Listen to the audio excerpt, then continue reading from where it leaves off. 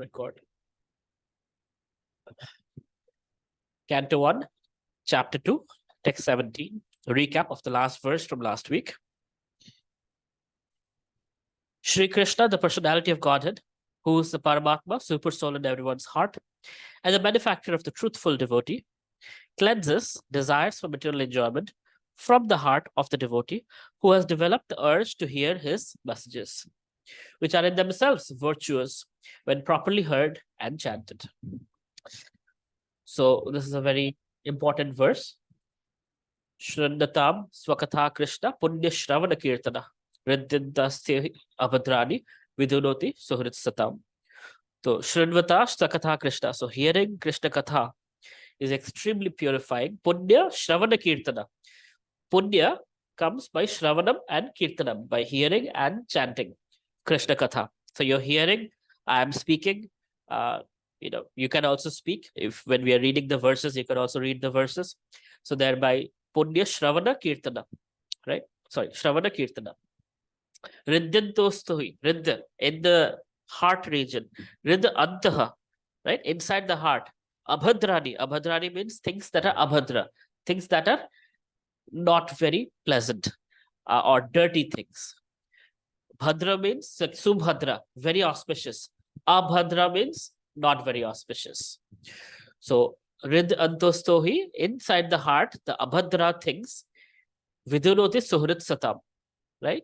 They are gotten rid of, is cleansed, so that truth and purity can prevail within the heart. So Shri Krishna, the personality of Godhead, who is Paramatma in everyone's heart and the benefactor of the truthful devotee, cleanses desires for material enjoyment from the heart of the devotee who has developed the urge to hear his messages.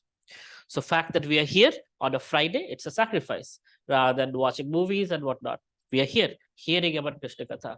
So what is Krishna reciprocating? How is he doing it? He is taking in charge of cleansing our hearts from material sense enjoyment. Okay.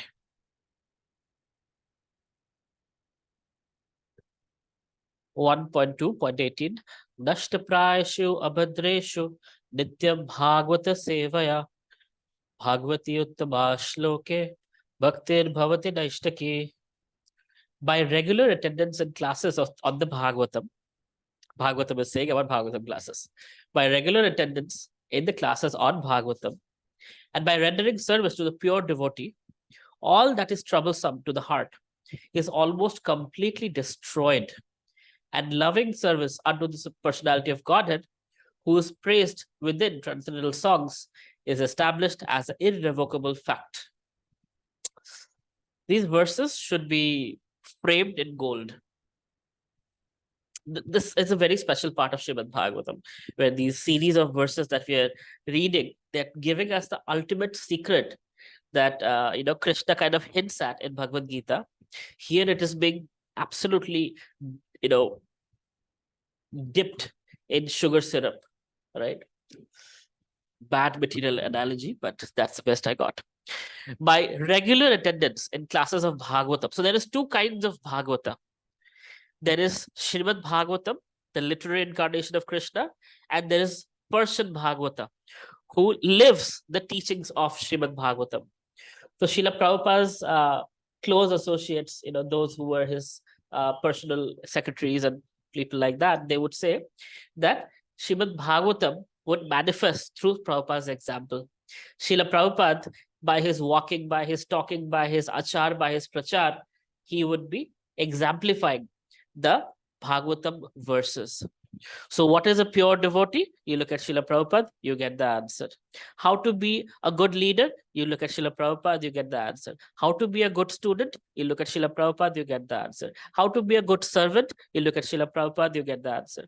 So Srila Prabhupada is a person Bhagavata, right? Pure devotees are person Bhagavata, and we have the Bhagavat Puran or Srimad Bhagavatam, as we call it. Both are referred to as Bhagavata. Chaitanya Charitamrita says, Bhagavat Shunogiya Bhagavatir Kache. So here Srimad Bhagavatam from the person who embodies Bhagavat Srimad Bhagavatam. You must be thinking, why are we hearing from Avelo Roy? You're not hearing from me. You're hearing from Shukadev Goswami, Vyasadev, Srila Prabhupada, right? The disciplic succession. I am simply the loudspeaker. I'm just repeating what they have spoken. So you're not hearing from me. So Bhagavatam, Bhagavata is Srimad Bhagavatam and the Persian Bhagavatam. So Nashta Prayashu Abhadreshu. Prayashu means almost gone. Nashta means destroyed. Nashta Prayashu Abhadreshu. Again, Bhadra means auspicious. Subhadra means very auspicious. Abhadra means inauspicious. So all the inauspicious things in the heart, for example, what would you say are the inauspicious things in the heart? Lust, greed, pride, anger, right? So all the inauspicious things in the heart are almost prayashu removed, destroyed by Nityam Bhagavata Sevaya, by serving the Bhagavad devotees and by serving the Srimad Bhagavatam. How are you serving Srimad Bhagavatam? By studying it, by applying it in our lives. So Nashta Prayashu Abhadreshu Nityam Bhagavata Sevaya. Imagine reading a book and becoming purified. That is Srimad Bhagavatam. You know, one time Srila Prabhupada was asking a devotee, how is this selling? And she said that, Prabhupada, the book sells itself. We just open up certain verses of Srimad Bhagavatam and, you know, Amlan Purana, like the spotless Purana. And verses like that, when we just share that and we explain that to people, they immediately grab onto it, that this is something special. So Srimad Bhagavatam is such a book. Imagine if you don't understand, even if you don't pay attention, just by reading it, we are getting purified. Same with pure devotees of the Lord. You just open the door, you be nice to them. I used to remember my spiritual master would come to my IIT, my college, Illinois Institute of Technology.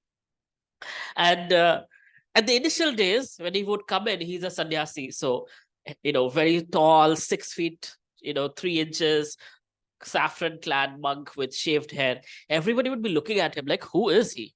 Right? Yet with a very pleasant face, pleasant smile. So they would be like, he's somebody special. Then as the smartphone revolution started happening, I lived through the transition from BlackBerry, Nokia to iPhone and Android phones. And I would see people would be like stuck on their phones. I'm like, my God, a pure devotee is walking by in front of you. Just lift your head and look. That's all you need to do. And the Bhakti Lata beach would be implanted in your heart. But that also they wouldn't do. They would just be stuck on their phones, missing the opportunity that he is a pure devotee walking by. It is said that Labha Matra Sadhu Sanghe Sharva Siddhi Hoy. Labha means 1/16th of a second. So 1/16th of a second of association with a sadhu, and all perfection will come to your life. What to speak of, I mean, having the ability to serve the devotee and hear from the devotee, go to holy places with that devotee, like we have done, right? So unfortunate that people don't take advantage. But Srimad Bhagavatam is saying that studying the Bhagavatam and serving the Bhagavatam, Nityam Bhagavata Sevaya, Bhagavati Uttama Shloke. Uttama Shloka means the best forms of transcendental prayers. So the best forms of transcendental prayers unto the Supreme Personality of Godhead. Bhagavati Uttama Shloke, Bhaktir Bhavati Naishtaki. That the loving service for Krishna gets instigated, the fire for devotional service, it gets instigated, it gets ignited in our hearts. And it's an irrevocable fact. What does that mean? There's no going back from it. Even if one leaves Krishna consciousness, one will not be able to get out of this idea, because one knows that how convincing it is. Krishna gives us that experience. So you will not be happy going back to the material world. A lot of times the thought comes to the mind, what if I was like the materialists, eating meat, drinking alcohol, watching this, doing that, right? And then the thought comes, right? Will I be able to enjoy it and feel that sense of guilt now that I know, now that I'm awake and aware, right? So it's an irrevocable fact. You can't go back to that and enjoy the same way like the dull materialists enjoy. Because the dull materialists, for them, that is all they know. But we know better. So for us, bhakti is the only option. There is no other option.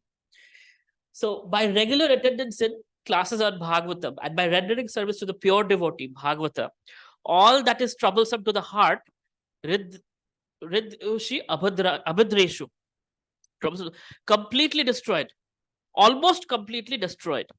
And loving service unto the personality of Godhead, whose praise with transcendental songs is established. Loving service is established. So darkness is almost removed, and loving service to the Lord is firmly established. And that is an irrevocable fact. Like, why does it say almost?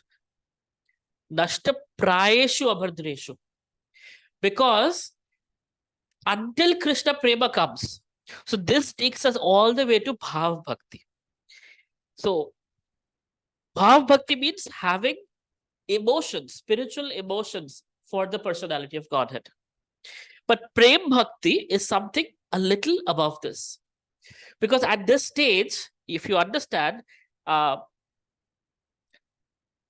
Maharaj, he was at this stage. He was at Bhav Bhakti stage. But then he got attached to the fawn, the baby deer. And the baby deer that attachment led to him taking birth again as a deer. And then as Jarabharat. And then from Jarabharat, he got back home, back to Godhead. So this can take you all the way to the level of Bharat Maharaj. But there is still that 1% probability that one might fall down because Krishna Prema is not there. When there's Krishna Prema, love for Krishna, now we think we love God, and we do love God. And there is some level of love that we have. But pure love for Krishna is so attractive, is so addictive, that nothing in this material world can ever attach us. But until that is there, still there is a small chance, because prayeshu, nashta prayeshu abhadreshu, there's still small probability we might get attached to the material world again. But if you see pure devotees, nothing. Srila Prabhupada was asked many times, what miracle can you do, Swamiji? And he would say, you can put me in a room full of naked women and I would not be agitated. Now, for somebody might be like, well, that's not something impressive. Walking on water is, or, flying through space might be. But what Srila Prabhupada was trying to say is, you can do all of those things. There are people who are yogi babas who can do that. Anima, Laghima, there are different kinds of yogic siddhis that are present. But they are still attached to sex desire. There are so many stories. If you look at Durvasa, not Durvasa Muni, if you look at what's that, Saubari Muni, right? Underwater, he was meditating for 10,000 years. He saw two fish, having an intimate time, and he got attracted. And he came out of the water and he went to the king and he said, I want to marry your daughters. Long story short, he used his yogic powers to look handsome, so that because he was in water, underwater, and his skin was all, shriveled, and 10,000 years, he's an old man. So none of the daughters wanted to marry him. So he used his yogic powers to become handsome and marry the king's daughters. So even after all those so-called magic siddhis and all, sex desire doesn't go away. Vishwamitra, hearing the ankle bell, Menaka, gets attracted, spends 50 years, with her. So if you see it, they have no value. Like Bhakti yogis have no value for Ashtanga yogis. Because Ashtanga yoga is on your own merit, on your own strength. And which that is on your own strength is very feeble. That which on Krishna's strength is very strong. Bhakti is gifted by Krishna. Krishna holds us accountable. Krishna holds us, it protects us from distractions. So we are always praying, my dear Krishna, if you so desire, please keep me at your lotus feet. Please don't let me get conquered by Maya. Please help me, Krishna. So that constant prayer, constant dependence on Krishna is Bhakti Yoga's biggest strength. Krishna is in the picture. Jnana Yoga, intelligence. Karma Yoga, activities. Ashtanga Yoga, mind, body, siddhis. These are all self-reliant. Bhakti is the only one where I am fully dependent on you, my dear Krishna. And that's what Krishna says in Bhagavad Gita, if you remember, constantly. Anandya Chintayantamam, exclusive devotion unto me. Mam ekam sharanam vraja. Exclusively. So that's what Krishna likes. And that's what Bhakti Yoga provides. So it's important. Okay, Aparna is asking, like any disinfected product, 1% germs are always shown under the lenses. I guess it's another way to see it. Okay. By regular attendance, so on Bhagavatam and by rendering service to the pure devotee, all that is troublesome to the heart is almost completely destroyed, and loving service unto the personality of Godhead, who is praised with transcendental songs, is established as a irrevocable fact. So you still have time. If you don't want this to happen, don't attend Bhagavatam classes. If you attend Bhagavatam classes, you will feel attachment for Krishna, and it is irrevocable. Nothing can get you back. So be careful. You're getting all the warnings in first canto itself.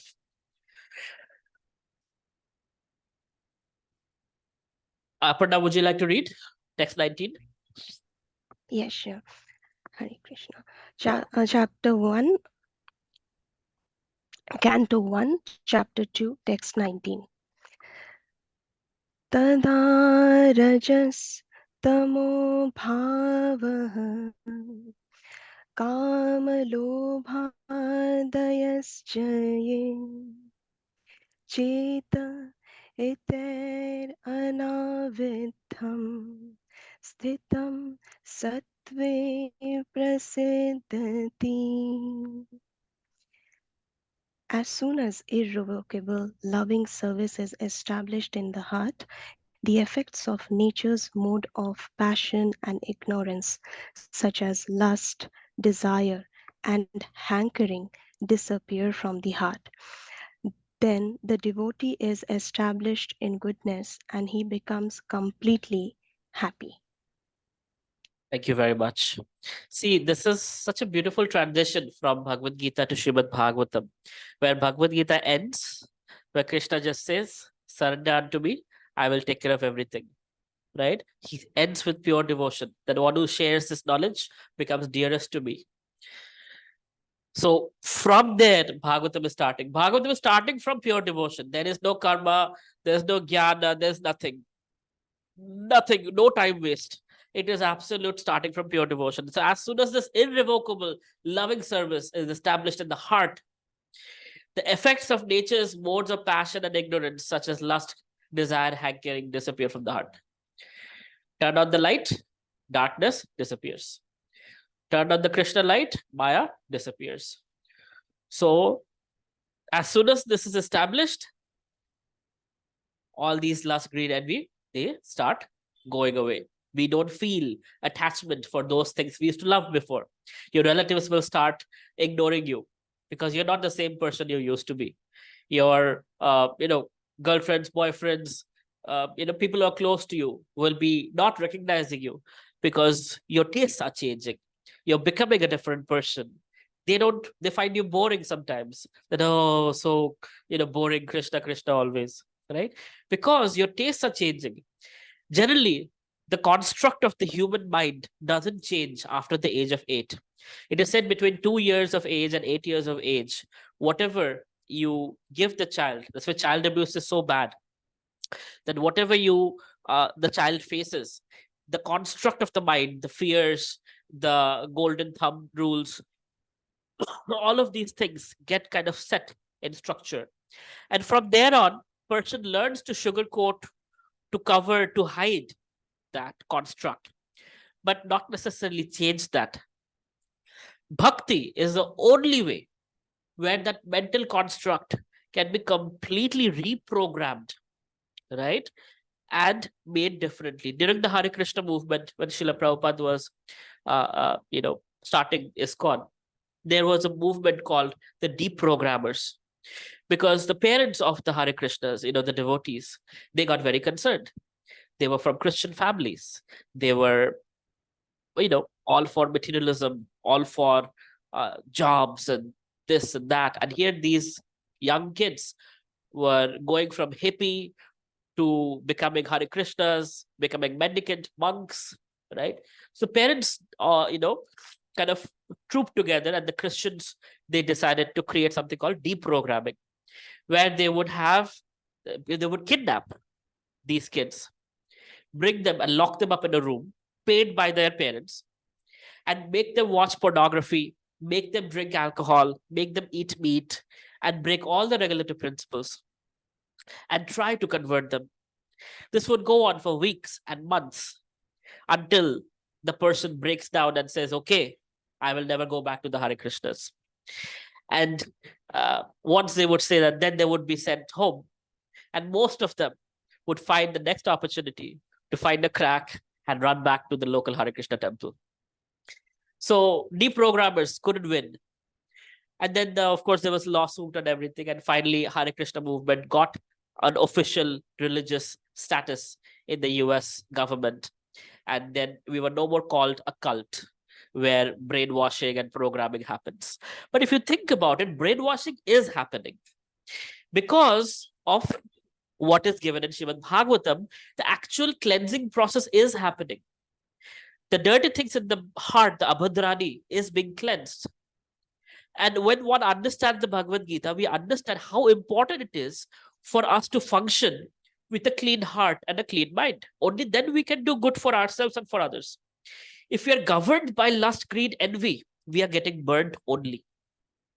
Because the lust is burning us. I want to enjoy so and so. And for that, I have to do so and so.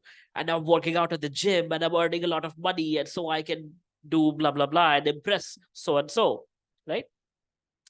Constantly, there is a sense of pressure, burning. People are not smiling. They're running because there is that hankering in the heart. And that's what the Abhadrani brings in. But Subhadra, right? Subhadra is auspicious things. So Krishna consciousness frees us. That's why we say regulative principle of freedom. It frees us. We can do whatever we want. We can choose to be Krishna conscious or be a materialist. At least we have a choice. But when we are materialistic, we are addicted materially. We have no choice of an alternative. When we know the alternative, then we have a choice to choose. Some choose Krishna, some choose Maya. But at least now we know there is an alternative. Most people live and die not knowing there is a spiritual alternative. That can lead to a life of abstinence, which leads to a life of freedom. We think consumption is happiness. But renunciation can also lead to happiness. Now, for us, renunciation doesn't necessarily mean giving up, giving up, giving up. We believe in renouncing the idea of I and mine. Renouncing the idea of my body, my child, my computer, my this, my that. Krishna's body, Krishna's child, Krishna's gift, Krishna's computer, Krishna's money, Krishna's intelligence. That shifts. Krishna's in the center. From I in the center. So renunciation of the I and my idea. Isha Vasyam idam sarvam. Isha Upanishad teaches us that. So the Isha Vasyam principle is seeing the whole world as instruments to serve Krishna. Everything belongs to Krishna. Everything should be used in service to Krishna. That is the idea. And what does Krishna do? He's not statue. He's not stone. He said, oh, you want to serve me? Guess what? I want to serve you. So he'll use the same things to serve us. So we offer bhoga to Krishna. He offers us prashadam. We offer our money to Krishna. He gives us 10 times back more so we can sustain ourselves. We offer our intelligence to Krishna. He gives us more intelligence so we can be happy. We can live our life. We can do things that make us, fruitful. Be fruitful citizens of this world. So Krishna's nature is not selfish. His nature is to constantly compete with his devotee and give back more than he has received. If you remember the story of Krishna, when that fruit seller came to Krishna's home and she asked, Krishna, would you like some fruits? Krishna said, yes. And she said, but you have to pay me. Krishna said, I have no money. She said, okay, give me whatever you have. So baby Krishna goes back to Mother Yashoda. Mata, what can we give her? Mother Yashoda says, you can give her some rice. So Krishna's hand was, transcendental hand, is this big. So he carries some rice and half the rice falls off his tiny little hand. And whatever little bit of grains of rice he had, he gave it to that fruit seller. The fruit seller looked at Krishna and said, you can have the whole basket. And Krishna was very happy with the basket of fruits. Then, this is a secret. So then the fruit seller asked Krishna, my dear Krishna, I have a desire. Yes, my dear mother, what do you want? He said, can you please sit on my lap and call me Mai? Krishna looked around and he sat on the fruit seller's lap and looked at her, smiled at her, and said, Mai. And she was very happy. She was blissful, transcendently blissful. She picked up, gave all the fruits, picked up the empty basket, and started walking home. And she was singing, Govinda Damodara Madhaveti, Govinda Damodara Madhaveti, Govinda Damodara Madhaveti, Govinda Damodara Madhaveti. And like that, she was meditating on the various names of Govinda, and she went home. When she opened her basket, it was filled with gold and jewels and emeralds and pearls and everything. And she was like, my God, little bit of rice Krishna gave that turned into all this. And she was never seen again. She got complete liberation. Just holding Krishna on the lap and hearing from Krishna, Mai, that's it. Her life was successful. So that is, that goes to show Krishna's nature. Another story I'll tell you. Draupadi. One time Krishna had a cut. And seeing Krishna bleeding, Draupadi immediately tore off her expensive sari and put a bandage on Krishna's finger. How did Krishna reciprocate? When Draupadi needed sari, unlimited sari came from Krishna. Unlimited. To the point that Dushasana couldn't keep up. So again, understand, this is the same personality of Godhead that we are also praying to. That's his nature. We give with a tiny capacity, and he gives us with his capacity. So that's the proportion. It is almost unfair proportion, and that's how unfairly loving he is. So when we develop the taste for Krishna Katha and the irrevocable loving service to Krishna is established within the heart, the mode of passion and ignorance can't touch us. Lust, hankering can't touch us. The devotee is established in Shuddha Sattva and becomes completely happy. Regardless of what is happening, we are happy. Why? Because we have an anchor. We are firmly situated in Krishna Bhakti. And our faith is that can't be changed. I'll tell you something that will completely oppose what I just said. In Ranganath, Srirangam, when the Muslim king attacked the temple, Srirangam is a very, very beautiful deity of the Supreme Personality of Godhead, where Mahavishnu is lying down and looking at Sri Lanka. This deity was personally gifted by Lord Ram to Vibhishan, pacifying him that I will look at Lanka and bless Lanka. As long as you're there, I'll look at Lanka and bless Lanka from here. You can come and worship me once a year. So Vibhishan till date goes there to worship Ranganath Swami. There are wonderful pastimes about Ranganath Swami, but this is a very negative pastime I'm going to share with you. And because a lot of times we get the thought, if it's all hunky-dory, all happy. So when the Muslim ruler with his massive troops attacked the temple, there were 16,000 devotees, pujaris, cleaners, ladies, children. They all stood in front of the temple because there was one devotee who was taking the Utsava Vigrahas and he was running in another direction to protect those deities. Of course, Ranganath Swami couldn't be moved. He is massive.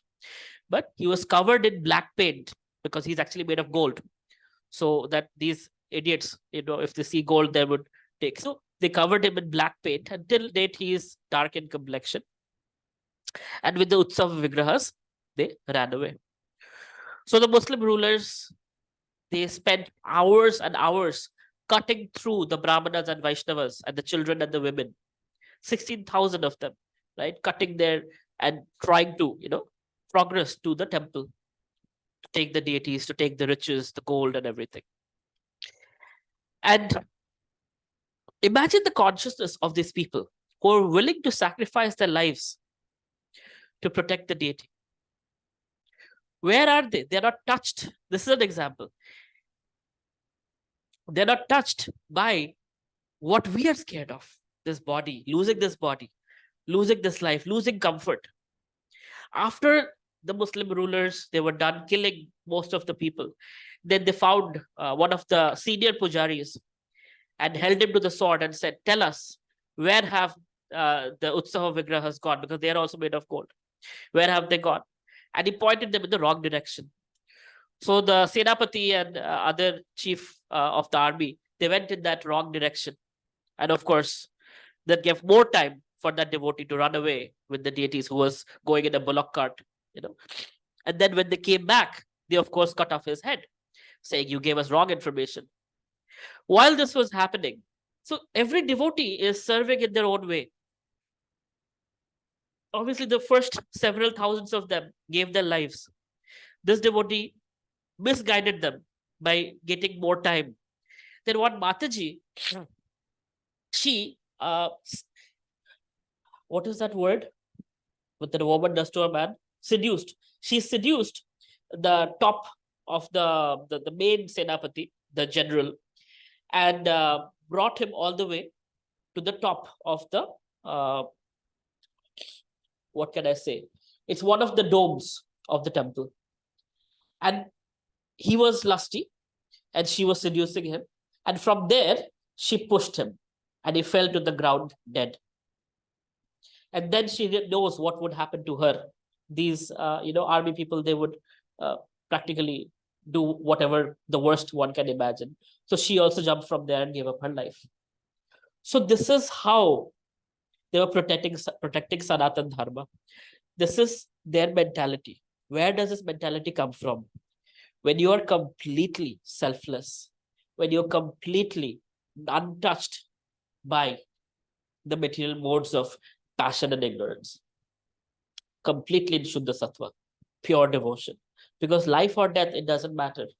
Life or death, one is with Krishna here or there. What difference does it make?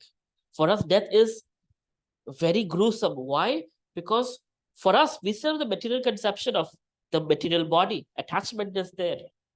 But for those who don't have that attachment, death, old age, disease, problems, completely soaked in Krishna Bhakti. There is nothing else. And that is what this Srimad Bhagavatam verse is talking about. As soon as irrevocable loving service is established in the heart, the effects of nature's modes of passion and ignorance, such as lust, desire, and hankering, disappear from the heart. Then the devotee is established in goodness and becomes completely happy. Good night. So there is happiness in this sacrifice, right? Go ahead, Aparna. Read this next one. 1.2.20 Evam prasanna manaso bhagavad bhakti yogataha bhagavad tattva vijnanam mukta sangasya jayate. Thus, established in the mode of unalloyed goodness, the man whose mind has been enlivened by contact with devotional service to the Lord gains positive scientific knowledge of the personality of Godhead in the stage of liberation from all material association. Thank you very much. Thus established in the mode of unalloyed goodness. So there's goodness and there is Shuddha Sattva. There's Sattva and there's Shuddha Sattva. Goodness still has some Abhadrani. But Shuddha Sattva means pure Krishna consciousness. No Abhadrani. Only Krishna Prema. So thus established in Shuddha Sattva, the man whose mind has been enlivened by contact with devotional service to the Lord gains positive scientific knowledge of the personality of Godhead in the stage of liberation from all material associations.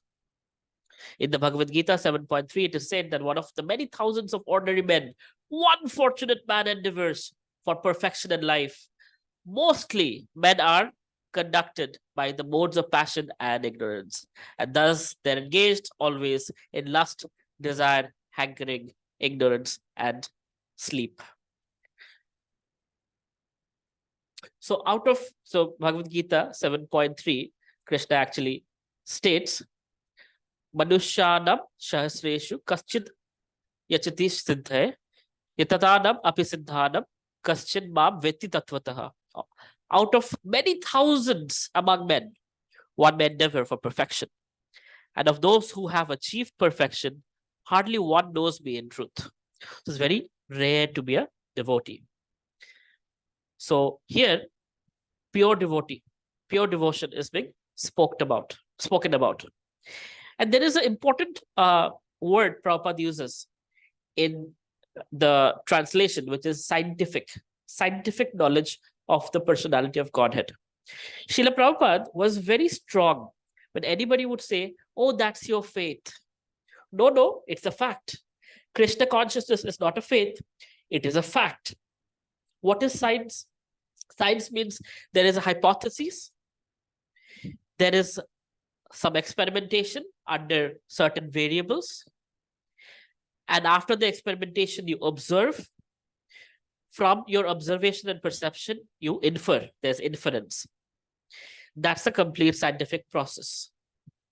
And that is Krishna consciousness as given by the Vedic scriptures. There is no room for blind faith.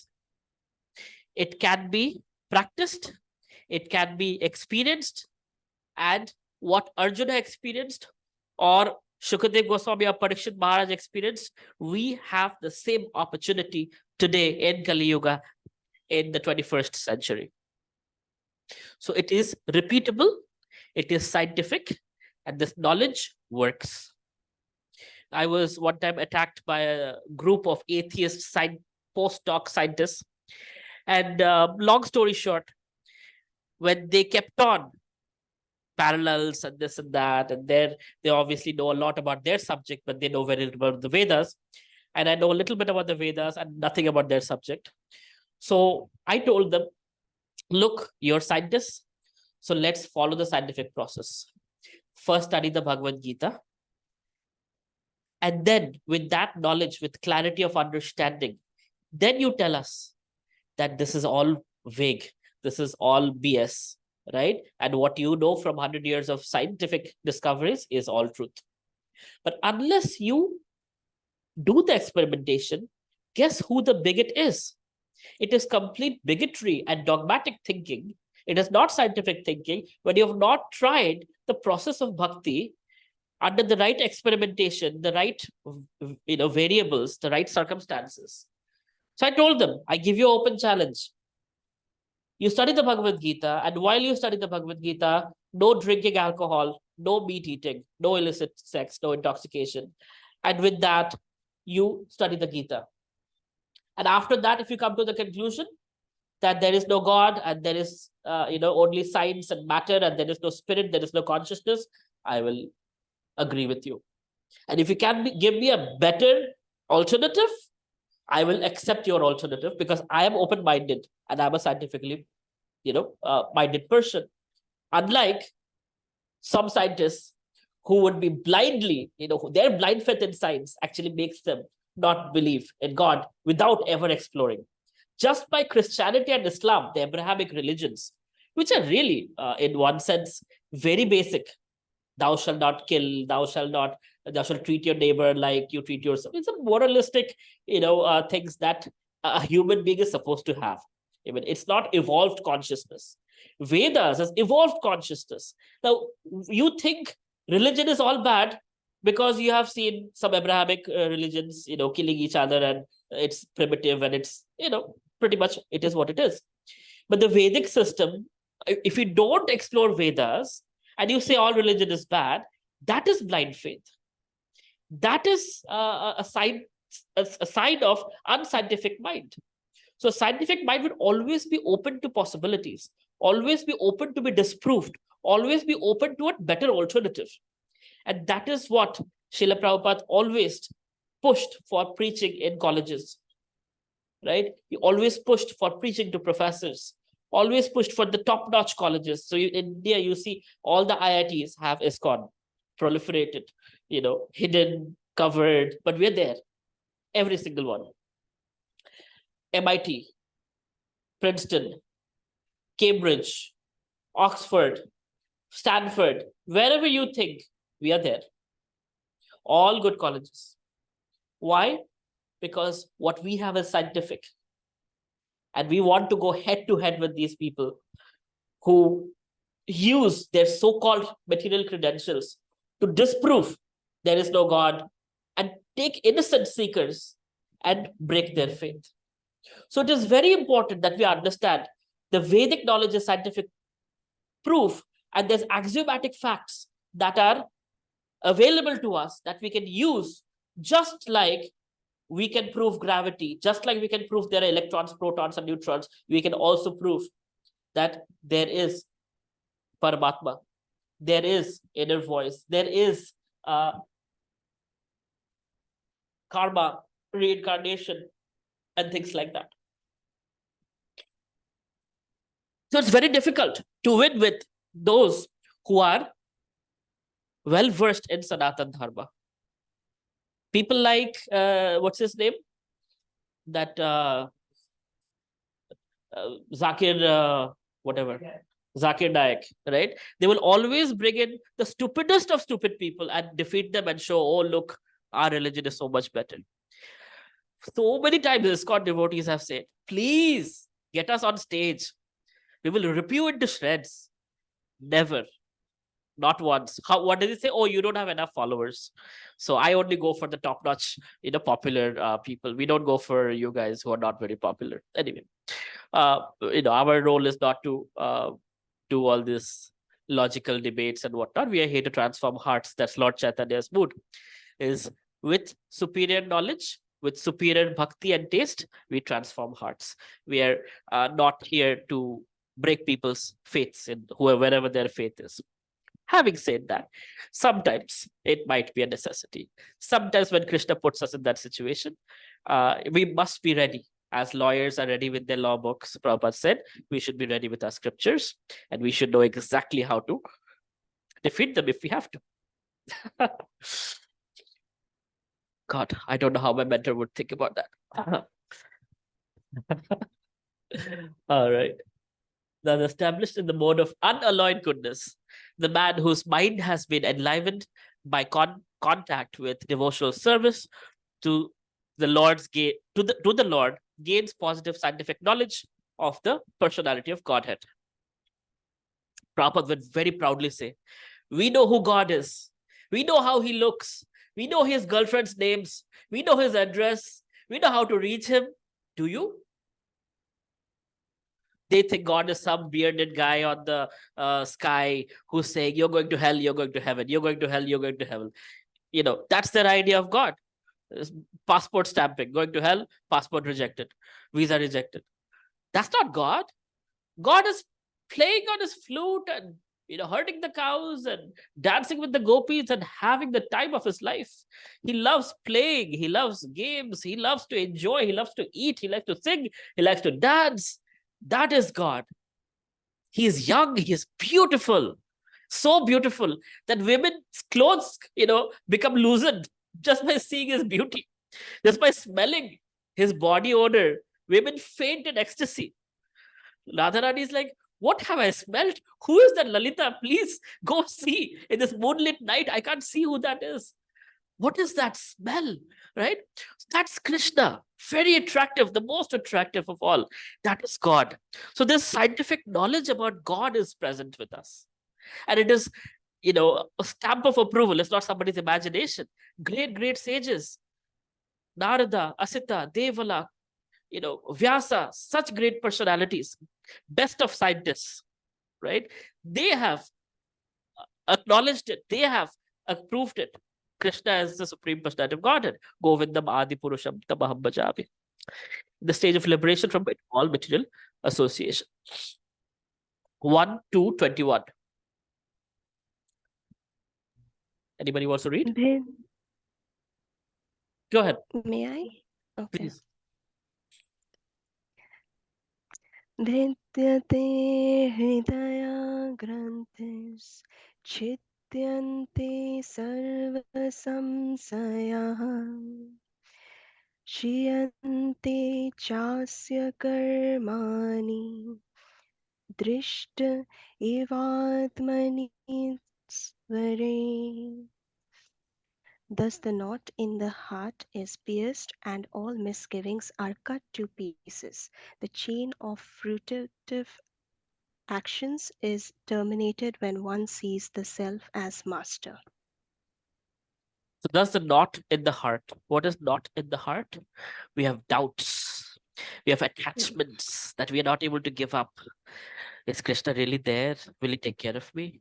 But I like that. I like to drink this and to eat that, right? Thus the knots of the heart is pierced, and all misgivings are cut into pieces. If you remember the analogy before that was used, the sword of knowledge, cut into pieces. All the misgivings are cut into pieces by the sword of knowledge. The chain of fruitive action, that means action, reaction, action, reaction, action, reaction. It keeps us in the material world. The chain of fruitive action is terminated when one sees the self as master. Attaining the scientific knowledge of the personality of Godhead means seeing one's own self simultaneously. As far as the identity of the living being as spirit self is concerned, there are a number of speculations and misgivings. The materialist does not believe in the existence of the spirit self. The empiric philosopher believes in the impersonal feature of the whole spirit without individuality of the living being. But the transcendentalists affirm that the soul and the supersoul are two different entities, qualitatively one, but quantitatively different. There are many other theories, but all these different speculations are at once cleared off as soon as Sri Krishna is realized in the truth by the process of Bhakti Yoga. Sri Krishna is like the sun, and the materialistic speculations about the absolute truth are like the darkest midnight. As soon as Krishna's sun is arisen within one's heart, the darkness of materialistic speculations about the absolute truth and the living beings is at once cleared off. In the presence of the sun, the darkness cannot stand. And the relative truths that were hidden within the dense darkness of ignorance become clearly manifested by the mercy of Krishna, who is residing in everyone's heart as the super soul.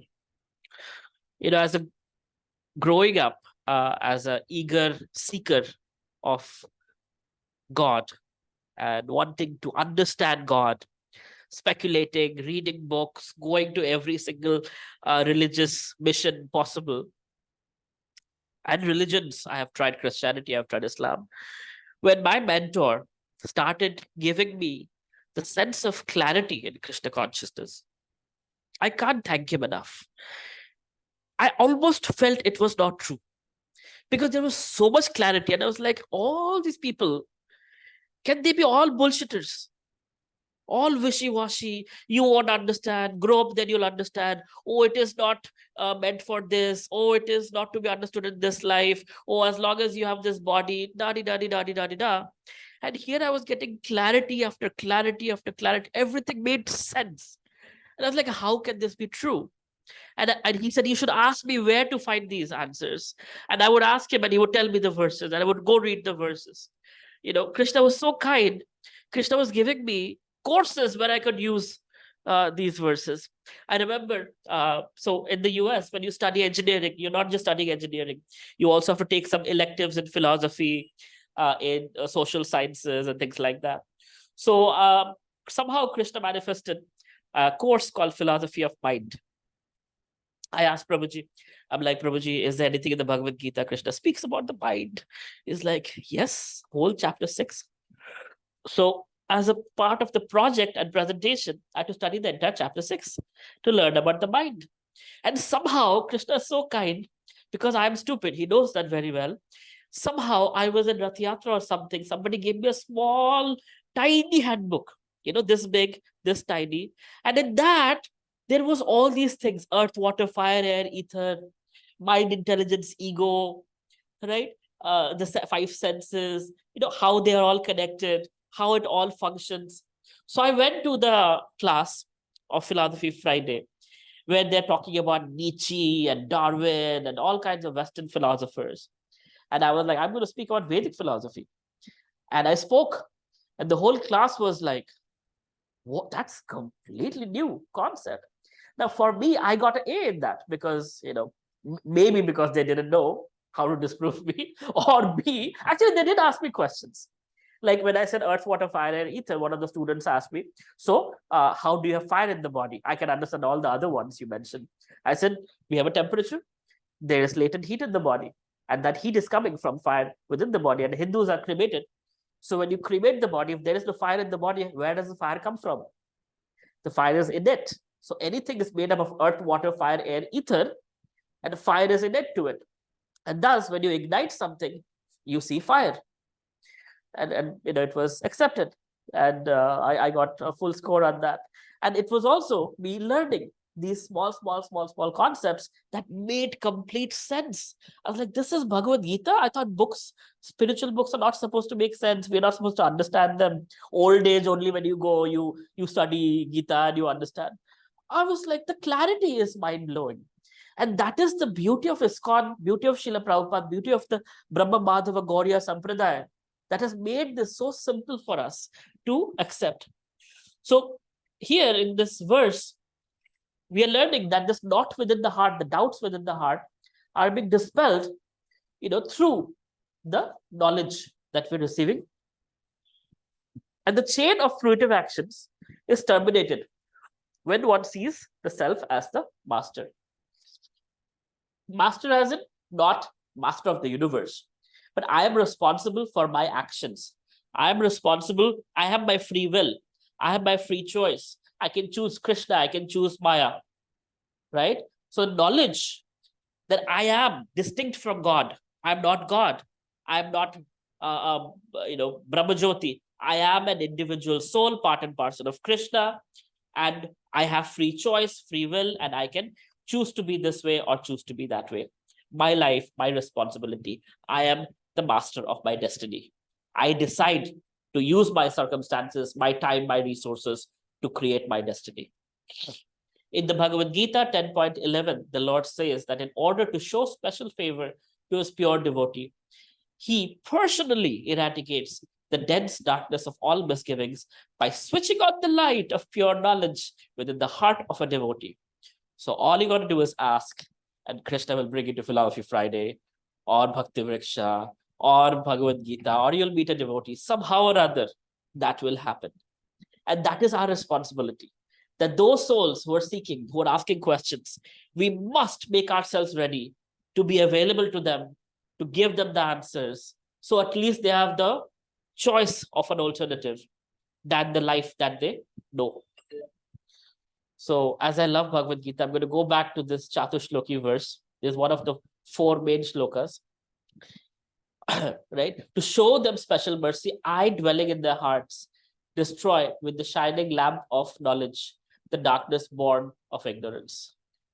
So you ask Krishna, Dadami Buddhi Yogam Tam Yene, that he will give Buddhi Yoga. He will destroy darkness of knowledge, and he'll give us the intelligence to understand Krishna consciousness. So it doesn't matter genetically how much is your IQ. It doesn't matter what family you belong to, how rich or poor you are, if you can read English or you can't. Whatever it is, Krishna will manifest it in that particular form, right? If you look at the best of the best devotees, they're the gopis, and they were illiterate village women. But they are far superior than the greatest knowledgeable Brahmanas and Vaishnavas one can imagine. And to prove that, in Gaura Leela, if you see, they come as the most powerful, the most erudite scholars.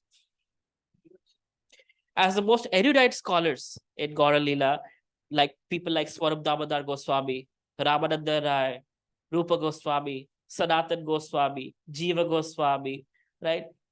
Perfectly. I mean, Jiva Goswami has written more than Vyasadeva. So he's called in Kali Yuga, he's one of the Vyasadeva of Kali Yuga in one sense. Not reincarnate. Reincarnate of Vyasadeva also came by the way in Gaura Lila. That is not Krishnadas Kaviraj Goswami, but Vrindavan Das Thakur, who wrote Chaitanya Bhagavat. He's considered Vyasadeva reincarnate. But Jiva Goswami, who's the nephew of Rupa Goswami, had written more than 500,000 verses describing Radha and Krishna's science, the science of Radha and Krishna, the science of bhakti, right? So that is our heritage, that is our inheritance. That is what we have. So there is the good fortune we have is been bestowed upon us by the disciplic succession. And it is up to us how seriously we take it and how, after taking it, after perfecting ourselves, we give ourselves to those who need it, who are seeking it, who want it. I'll end it here. Thank you very much. Srila Prabhupada ki jai, Srimad Bhagavatam ki jai. Hare Krishna. Hare Hare Krishna. Krishna. Hare Krishna.